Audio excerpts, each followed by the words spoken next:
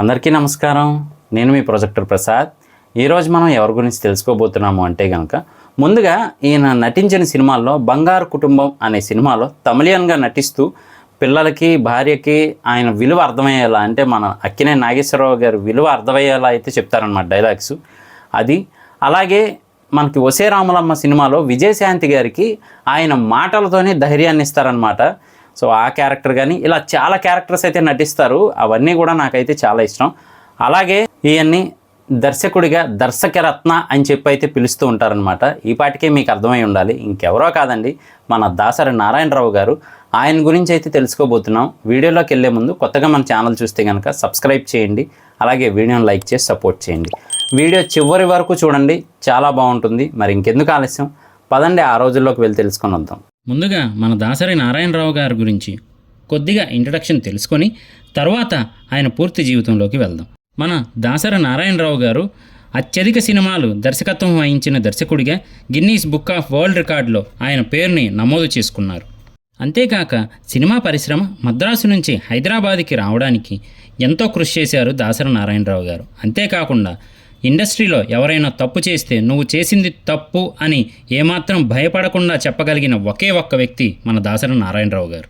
అంతేకాక ఆయన ఎంతోమందికి అన్నం పెట్టి ఆదుకున్న మహా వ్యక్తి, ఎందరికో దారి చూపించిన నిర్దేశకమూర్తి. అందరూ మనం పైకి వస్తే చాలు అనుకున్న రోజుల్లోనే మనతో పాటు నలుగురు పైకి రావాలి, అందరూ బాగుండాలి అనుకునే మంచి వ్యక్తి మన దాసరి నారాయణరావు గారు. 30 ఏళ్ల పాటు ఇండస్ట్రీలో ఇది లేదు, ఇది కాదు అనకుండా అన్ని రంగాలలోనూ తనకున్న ముద్రను వేశారు మన దాసరి నారాయణరావు గారు. మరి ఆయన గురించి ఇప్పుడు తెలుసుకోబోతున్నాం. ప్లీజ్ మన ఛానల్ సబ్స్క్రైబ్ చేసుకోండి. మరి పదండి ఇక తెలుసుకుందాం. 1942 మే 4న పశ్చిమ గోదావరి జిల్లాలోని పాలకొల్లులో జన్మించారు మన దాసరి నారాయణరావు గారు. వీరి ఫ్యామిలీ విషయానికి వస్తే 2 అన్నయ్యలు, 3 చెల్లెళ్ళు ఉండేవారు. వీరి తండ్రి గారు, పెదనాన్నగారు కలిసి పొగాకు వ్యాపారం చేస్తుండేవారు. దాసరి నారాయణరావు గారు 6వ తరగతి చదువుతున్న రోజుల్లో దీపావళి రోజు వీరు వ్యాపారం చేస్తున్నటువంటి పొగాకు అంతా ఉన్న గోడౌన్కి నిప్పంటుకొని మొత్తం అంతా దగ్ధమైపోయింది. దానివల్ల వారికి ఆ రోజుల్లోనే దాదాపు ₹1,00,000 దాకా నష్టం వచ్చిందట. అప్పటిదాకా అంతా సాఫీగా సాగిపోతున్న జీవితం ఒక్కసారిగా తారుమారైందట. అయితే ఆ అప్పు తీర్చడం కోసమని చెప్పి వారి దగ్గర ఉన్న ఆస్తులన్నీ అమ్మి ఆ ₹1,00,000 కట్టడం జరిగింది. ఈ ప్రభావం అంతా దాసరి గారి చదువు మీద కూడా పడింది. ఆయన అప్పటి వరకు ఫస్ట్ క్లాస్ స్టూడెంట్, ఎంతలా అంటే ఉత్తమ విద్యార్థిగా అవార్డు తీసుకునే అంత. అయినప్పటికీ ఆయన ఫీజు 3 కూడా కట్టలేని పరిస్థితిలోకి ఆయన కుటుంబం వెళ్ళిపోయింది. అందువల్ల వారి తండ్రి గారు, చూడు నారాయణ, నిన్ను చదివించలేని పరిస్థితి, మీ అన్నయ్యలకి ఎంతో ఖర్చు అవుతూ ఉంది, అందువల్ల నిన్ను నేను ఇంకా చదివించలేను అని చెప్పి ఆయన్ని వడ్రంగి పనిలో, అదేనండి కార్పెంటింగ్ వర్క్ అంటూ ఉంటారు కదా ఇప్పుడు, అందులో జాయిన్ చేయడం జరిగింది. దానికి నెలకి ₹1 జీతం. అందులో మన దాసరి నారాయణరావు గారు ఏం చేయాలి అంటే కనుక ఆ చెక్కలన్నిటికీ కూడా చిత్రీ పట్టాలి. అయితే అలా పనిచేస్తున్న రోజుల్లో ఒకసారి దాసరి గారు పనిచేస్తున్న కొట్టు ఎదురుగా ఒక పెద్ద ఆయన సైకిల్ చైన్ పడిపోవడంతో దాసరి గారు చూసి సాయం చేద్దామని వెళ్ళి ఆ చైన్ ఎక్కించడం జరిగింది. అయితే దాసరి గారు ఆ సైకిల్కి చైన్ ఎక్కించి ఒక్కసారి తిరిగి చూడగా ఆయన ఇంకెవరో కాదు, ఆయనకి చదువు చెప్పిన మాస్టర్ గారు. ఆ మాస్టర్ గారు వెంటనే, ఏమిట్రా నారాయణ, నువ్వు ఇక్కడ ఉన్నావు, వెళ్ళలేదా స్కూల్కి అని అడిగితే జరిగిందంతా ఆయన చెప్పడంతో వెంటనే దాసరి గారి గురువు గారు ఆయన్ని వెంట పెట్టుకొని దాసరి గారి ఇంటికి వెళ్ళి వారి నాన్నగారిని పిలిచి, ఏమిటండి మీరు చేస్తున్న పని, మీ అబ్బాయి నారాయణ ఎంత చక్కగా చదువుతాడో తెలుసా, ఇటువంటి అబ్బాయిని పనిలో పెట్టడం ఏమిటండి అని చెప్పగా జరిగిందంతా వారి నాన్నగారు చెప్పడంతో వెంటనే ఆ మాస్టారు, మీకు ఏ అభ్యంతరమో లేకపోతే నారాయణ్ని నేను చదివిస్తానండి అని చెప్పారు. మొత్తానికి దాసరి గారి తండ్రిని ఒప్పించి మాస్టర్ గారు ఆ ఫీజు ఆయనే కట్టేలాగా జాయిన్ చేశారు. తర్వాత ఈ విషయాన్ని మిగతా విద్యార్థులందరికీ చెప్పి మీకు తోచిన సాయం చేయండి అనడంతో అప్పట్లో అనాలు, బేడలు ఎంత కుదిరితే అంత సాయం చేసి అందరూ కలిసి దాసరి గారికి స్కూల్ ఫీజు కట్టారు. ప్రొద్దున్నే స్కూల్కి వెళ్ళడం, అక్కడ బాగా చదువుకోవడం, దాని తర్వాత మళ్ళీ అరటిపళ్ళు అవన్నీ కూడా అమ్మి ఎంతో కొంత డబ్బుని సంపాదించడం దాసరి గారి పని. ఆ సంపాదించిన డబ్బుతో ఆయనకు కావాల్సిన పుస్తకాలు, చదువుకు కావాల్సిన పెన్నులు ఇవన్నీ కూడా సమకూర్చుకునేవారు. అయితే మన దాసరి గారు చదువు ఎంత బాగా చదివేవారంటే ఆయన ఆ స్కూల్ లీడర్గా ఉండేవారు. అయితే అలాంటి టైంలోనే ఆయన అప్పుడప్పుడు నాటకాల్లో కూడా నటిస్తూ ఉండేవారు. మొత్తానికి 10వ తరగతి ఉత్తీర్ణత సాధించి ఇంటర్ డిగ్రీ చదువుతున్నప్పుడు కూడా నాటకాలను వేస్తుండేవారు. ఆ సమయంలోనే అమ్మ కోసం అనే నాటకాన్ని ఆయనే రచించి అన్ని క్యారెక్టర్లను ఆయనే ఏకపాత్రాభినయం చేసి అందరినీ ఔరా అనిపించేలా చేశారు. అలాగే కొన్ని నాటకాలకి దర్శకత్వం కూడా వహించారు మన దాసరి నారాయణరావు గారు. అయితే డిగ్రీ అయిపోయిన తర్వాత దాసరి గారు హైదరాబాద్ వచ్చి ఒక టొబాకో కంపెనీలో పనిచేశారు. అట్నుంచి నాంపల్లిలోని ఇంకో కంపెనీలో కూడా గుమాస్తాగా పనిచేశారు. ఆ తర్వాత హైకోర్టు దగ్గరలో గల ఒక చెట్టు కింద టైప్ మిషన్ను పెట్టుకొని అక్కడికి వచ్చేవారి మ్యాటర్ని టైప్ చేసి వారికి ఇస్తుండేవారు. ఈ పనులన్నీ చేస్తున్నప్పటికీ ఆయనకి నటన మీద ఉన్న ఇంట్రెస్ట్తో ఏ రోజు నాటకాలని వదలలేదు. సమయం దొరికినప్పుడల్లా రవీంద్ర భారతికి వెళ్ళి అక్కడ నాటకాల్లో నటిస్తుండేవారు. అప్పట్లో నాటకాలు ఎంతో జోరుగా ప్రదర్శించబడాయి. మన దాసరి గారు దర్శకత్వం వహించిన లేదా నటించిన నాటకాల టికెట్లు ఎక్కువగా అమ్ముడుపోతూ ఉండేవట. అయితే ఒకసారి అలా దాసరి గారు నటిస్తుండగా సినిమా ప్రొడ్యూసర్ అయిన వైవి కృష్ణయ్య గారు ఆయన నటనను చూసి బాగా నచ్చడంతో ఒకసారి మేకప్ రూమ్కి వెళ్ళి దాసరి గారితో, బాబు నేను సినిమా ప్రొడ్యూసర్ని, సినిమాలు తీస్తూ ఉంటాను, మా సినిమాల్లో కమెడియన్ క్యారెక్టర్లు వస్తుంటాయి, నీకు ఒక క్యారెక్టర్ ఇస్తాను, మద్రాసు వస్తావా అని అడిగారట. అయితే దాసరి గారు నేను ఆలోచించి చెప్తాను సార్ అని చెప్పారట.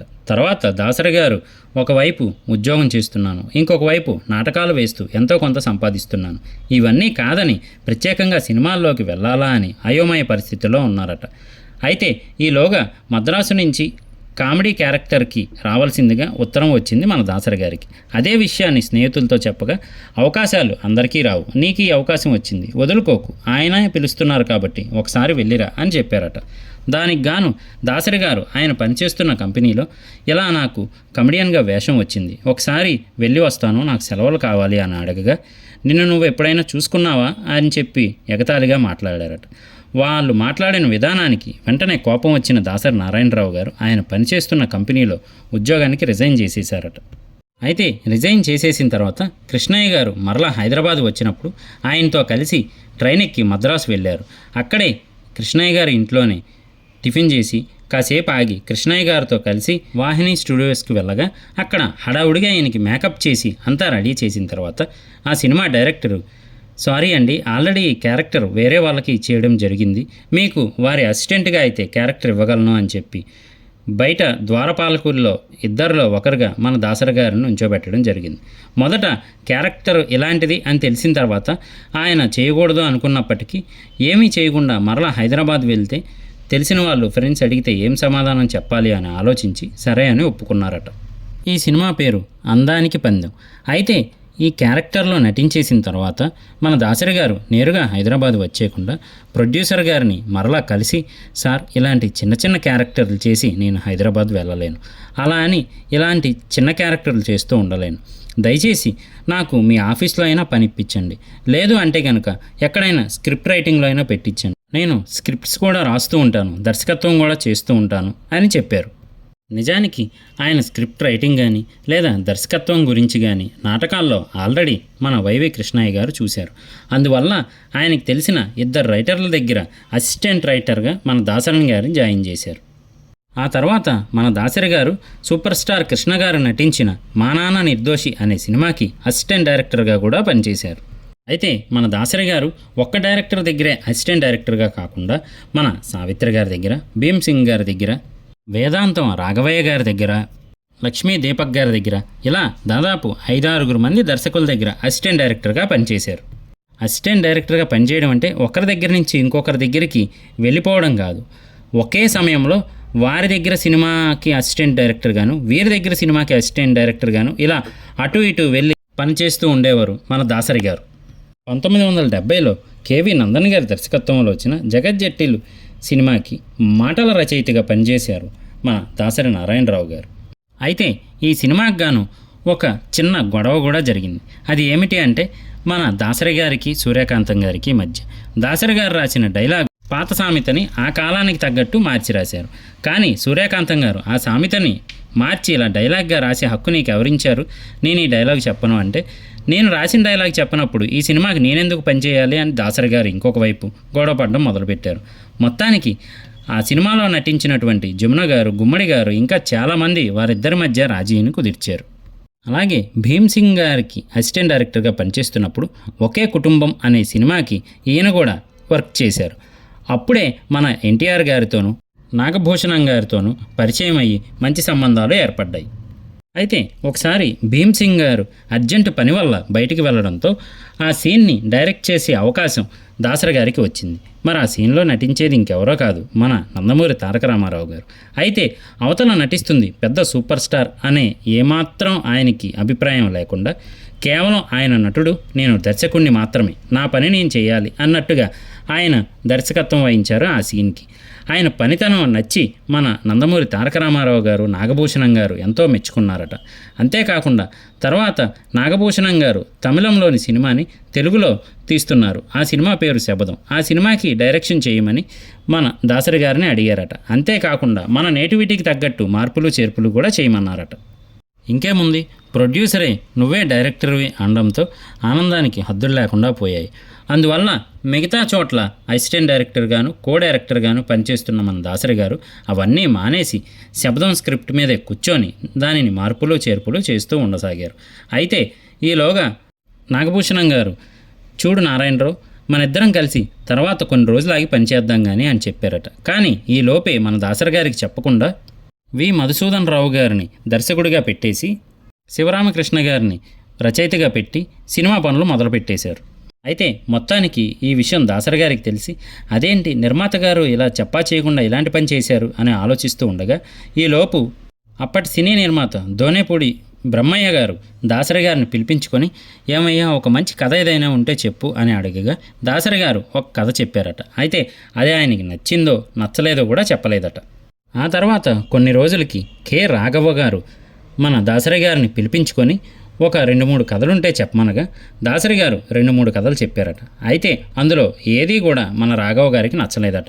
అయితే చివరిగా మన దోనేపూడి గారికి చెప్పిన కథనే రాఘవ గారికి కూడా చెప్పారట. ఆయనకి కథ నచ్చింది. అంతేకాక అప్పట్లో పంపిణీదారులు, అదేనండి డిస్ట్రిబ్యూటర్స్కి కూడా కథ చెప్పాల్సి ఉండేది. అయితే ఆ కథని వారికి కూడా చెప్పారు.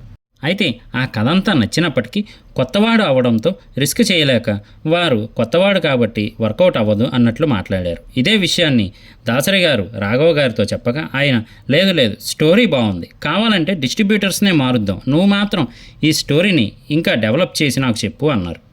అయితే ఒకవైపు కథని సిద్ధం చేసి ఇంకొక వైపు డిస్ట్రిబ్యూటర్ని కూడా సమకూర్చుకున్నారు. అయితే హీరోగా మన రాజబాబు గారిని, వారికి తాతగా ఎస్వి రంగారావు గారిని ఫైనల్ చేశారు. ఈ సినిమా పేరు తాతా మనవడు.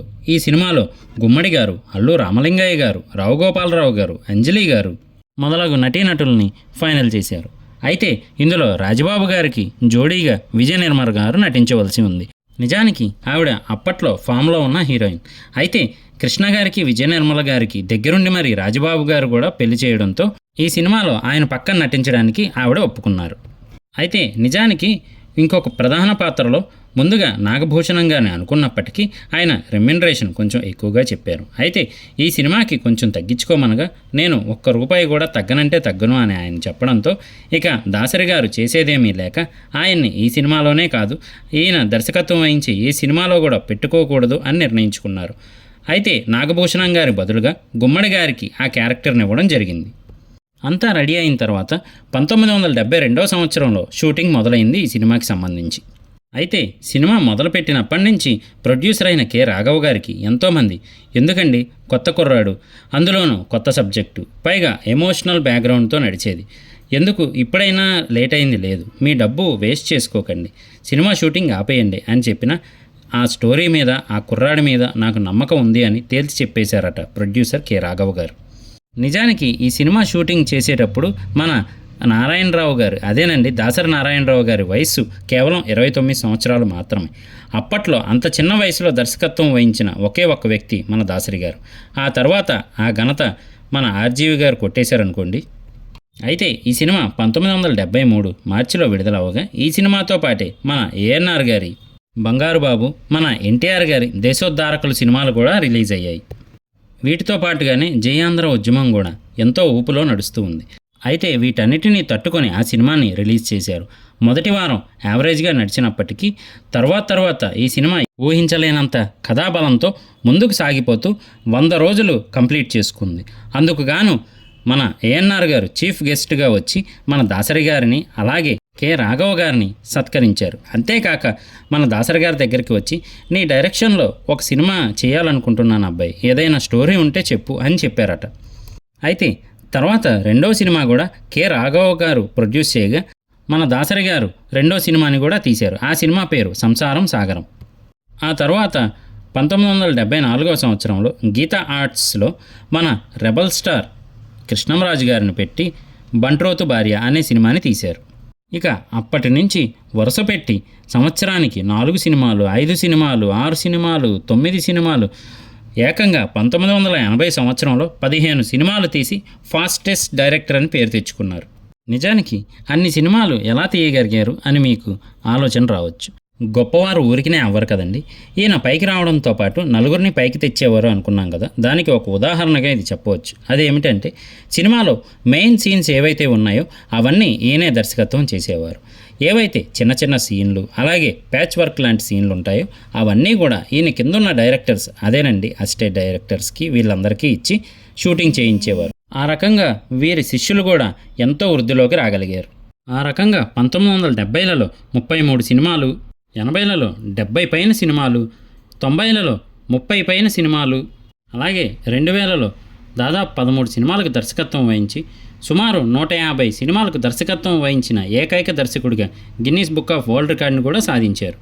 మరి దాసరి గారి, మోహన్ బాబు గారి ప్రయాణం, మరి దాసరి గారి 151 చిత్రాల్లో ఎన్ని చిత్రాలు హిట్ అయ్యాయి, ఫ్లాప్ అయ్యాయి, అలాగే మిగతా అన్ని విషయాలు నెక్స్ట్ వీడియోలో చెప్పుకుందాం. అప్పటి వరకు మన ఛానల్ని సబ్స్క్రైబ్ చేసుకోవడం మర్చిపోకండి. అలాగే మన ఛానల్లో ఇంకా లెజెండరీ యాక్టర్స్ వీడియోస్ ఎన్నో ఉన్నాయి. దాసరి గారికి సంబంధించిన పార్ట్ 2 వీడియో రిలీజ్ అయ్యే వరకు ఆ వీడియోని చూసి ఆశీర్వదిస్తారని కోరుకుంటూ, వీడియో మీకు నచ్చిందని అనుకుంటున్నాను. ఈ వీడియో మీకు నచ్చితే కనుక లైక్ చేయండి, అలాగే మన ఛానల్ సబ్స్క్రైబ్ చేసి సపోర్ట్ చేయండి. ఈ వీడియోలో చెప్పిన వివరాలన్నీ కూడా మేము సామాజిక మాధ్యమాల ద్వారా మాత్రమే తీసుకోవడం జరిగింది. అంతే తప్ప అప్పటి వ్యక్తుల్ని కలవడం కానీ, పరిస్థితుల్ని అనుభవించడం కానీ, సంఘటనల్ని ప్రత్యక్షంగా చూడడం కానీ జరగలేదు. కావున ఈ వీడియోలో చెప్పిన వివరాల్లో ఏమైనా తప్పుగా చెప్పి ఉంటే క్షమించవలసిందిగా కోరుకుంటున్నాము. అలాగే మన ఛానల్లో ఇతర వీడియోల్లో అయినా వివరాలు తప్పుగా చెప్పి ఉంటే క్షమించవలసిందిగా కోరుకుంటున్నాము. నేను మీ ప్రొజెక్టర్ ప్రసాద్. మళ్ళీ నెక్స్ట్ వీడియోలో కలుస్తాను. Thank you.